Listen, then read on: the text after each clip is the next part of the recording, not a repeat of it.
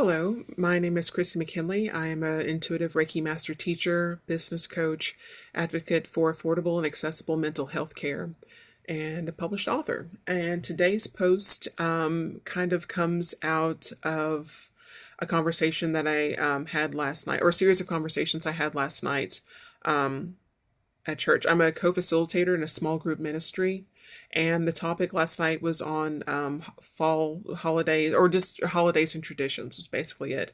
And in keeping with our respectful sharing, I will not share specifically what was said last night, but a lot of what was discussed was losing loved ones during the holidays. And part of small group ministry is taking on community and church projects. And one of the things we were talking about was putting together the possibility of putting together a grief workshop, because it was kind of agreed that it was kind of needed. And part of that, as well as for me, and in relation to this post, and one of the things that I want to share with you is kind of a call to action. It doesn't necessarily have to happen during the holidays, but definitely most especially during the holidays. As you're thinking of loved ones that are no longer physically here, you can do things to celebrate them. My personal example is my grandmother. She's the matriarch of our family, and it was incredibly hard on myself personally. Didn't realize it to the degree how hard it was when she got sick and eventually passed away. And just feeling all those feelings and just struggling on so many levels, which is how incredibly important she is to me and my family. Didn't really grasp that until she got sick and passed away.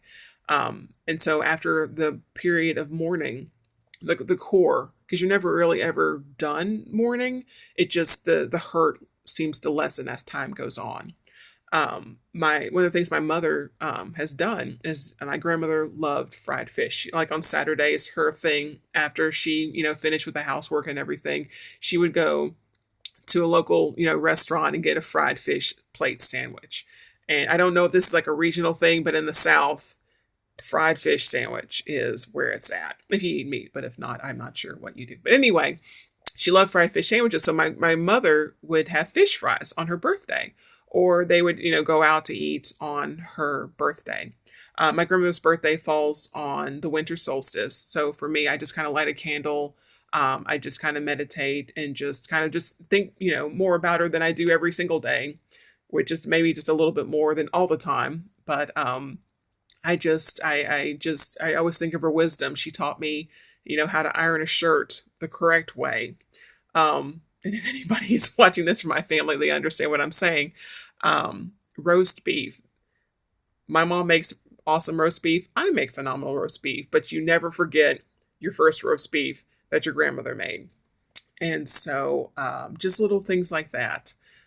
Just cooking, and I share stories with my husband about, all the breakfasts she made. They were like totally old school, like the biscuits and the rice, and oh gosh. And so, that's how you celebrate someone who's passed away. You tell their stories. That's how you make them immortal. And so, I know it can probably not feel as easy as that. Sometimes you might need to reach out to someone, whether it's, lay pastoral care, if know of it, minister, priest, rabbi, imam, just a really close friend. If you have a therapist that you can trust, that you want to reach out to, if it's really, really deep and heavy.